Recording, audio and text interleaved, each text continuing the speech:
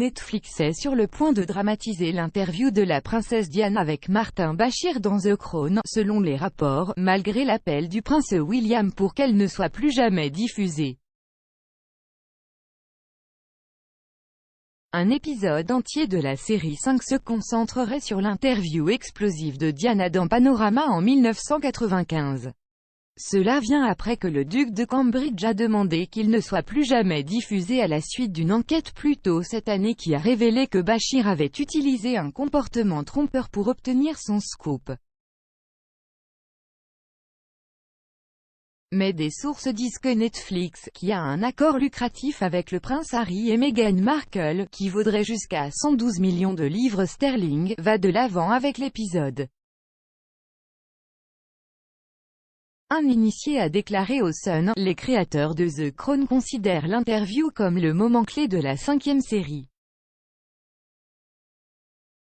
Pour les scénaristes, le mariage houleux entre Charles et Di a conduit à son effusion sur Panorama, et les conséquences de cette décision ont défini ces derniers mois. Ils font un investissement énorme dans ce domaine. La couronne a l'habitude d'explorer des domaines de l'histoire de la famille royale qu'elle préférerait laisser seule. S'exprimant plus tôt cette année, William a déclaré « Ce programme Panorama n'a aucune légitimité et ne devrait plus jamais être diffusé. Cela a effectivement établi un faux récit qui, pendant plus d'un quart de siècle, a été commercialisé par la BBC et d'autres. » La commentatrice royale Margaret Holder a déclaré « William était consterné à l'époque. C'est aussi embarrassant pour Harry. Coup de pouce au Brexit en Grande-Bretagne après le discours du prince Charles en Grèce. Le Brexit. La Grande-Bretagne a reçu un coup de pouce après que le prince Charles a prononcé un discours en Grèce saluant l'avenir étroitement lié des deux nations plus tôt cette année.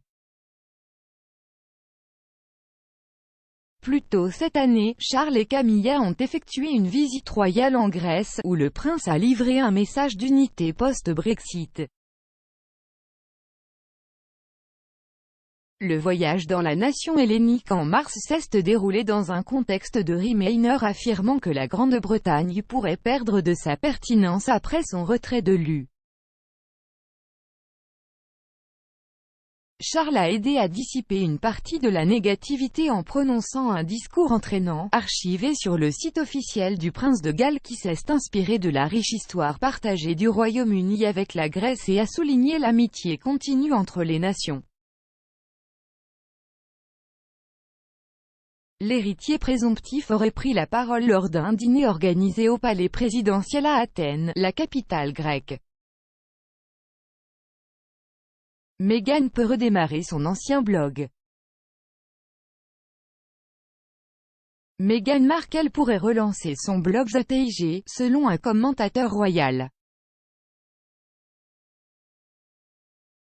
La duchesse de Sussex a fermé son blog Lifestyle des mois avant qu'elle et le prince Harry n'annoncent leur fiançailles en 2017.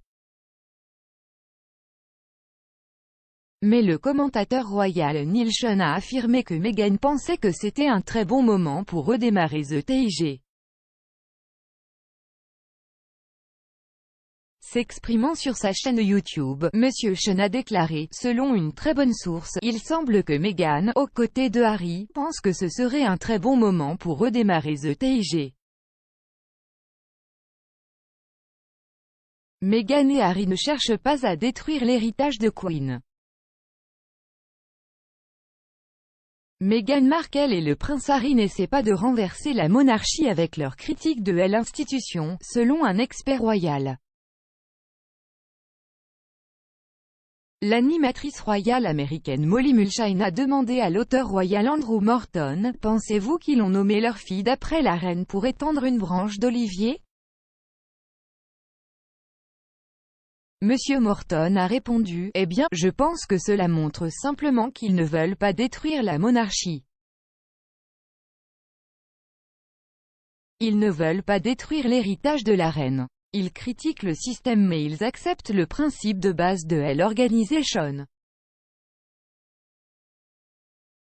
Il croit à la monarchie, mais pas au système actuel. La reine, très peu probable, d'arrêter ses fonctions publiques, à moins d'y être forcée. Il est peu probable que la reine cesse ses fonctions publiques à moins d'y être forcée, selon un expert royal. L'auteur royal Anna Pasternak a déclaré à Vogue, et il est très peu probable que la reine cesse un jour ses fonctions publiques à moins d'y être forcée. Elle n'est pas de celles qui veulent partir à la retraite et se mettre à la peinture à l'huile. Son sens du devoir est ancré dans chaque fibre de son être. Queen réalise des audiences virtuelles. La reine a organisé des audiences virtuelles depuis le château de Windsor, ses premiers engagements officiels depuis qu'elle a passé une nuit à l'hôpital la semaine dernière.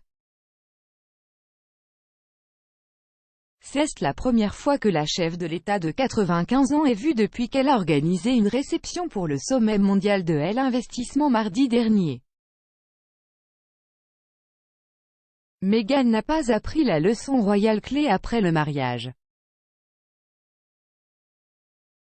Meghan Markle n'a pas réalisé que rejoindre la famille royale n'est pas un sprint et, selon un expert royal.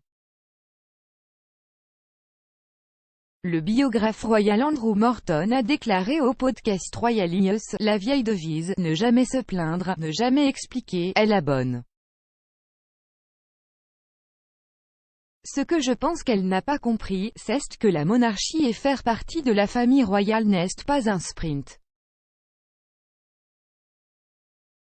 Il ne s'agit pas de frapper le sol en courant, puis de continuer à courir. La princesse Charlène a le cœur brisé alors que son chien bien-aimé écrasé et tué. La princesse Charlène de Monaco a eu le cœur brisé suite à la mort subite de son chien. Charlène a partagé un message déchirant sur son compte Instagram ce matin pour informer ses abonnés de la mort de son chien bien-aimé. L'épouse du prince Albert II a publié une photo d'elle en train d'embrasser son animal de compagnie. Elle a écrit « Mon petit ange est mort la nuit dernière, elle s'est fait écraser. Tu vas tellement me manquer, repose en paix. » La princesse Mako perd son titre royal et déménage aux États-Unis. La princesse Mako du Japon a établi des comparaisons avec Meghan Markle et le prince Harry après avoir épousé son fiancé bien-aimé au milieu d'un examen public intense et a annoncé leur déménagement prévu aux États-Unis. La princesse Mako, la nièce de 30 ans de l'empereur japonais Naruhito, s'est mariée avec son ancien camarade de classe universitaire Kei Komuro 4 ans après que leur relation a été rendue publique. La nouvelle de leur mariage a été partagée mardi matin par l'agence de la maison impériale. Comme Monsieur Komuro, qui a également 30 ans, est un roturier, Mako a renoncé à son statut royal pour l'épouser, conformément à la loi japonaise exigeant que les membres féminins de la famille impériale perdent leur titre dans cette circonstance.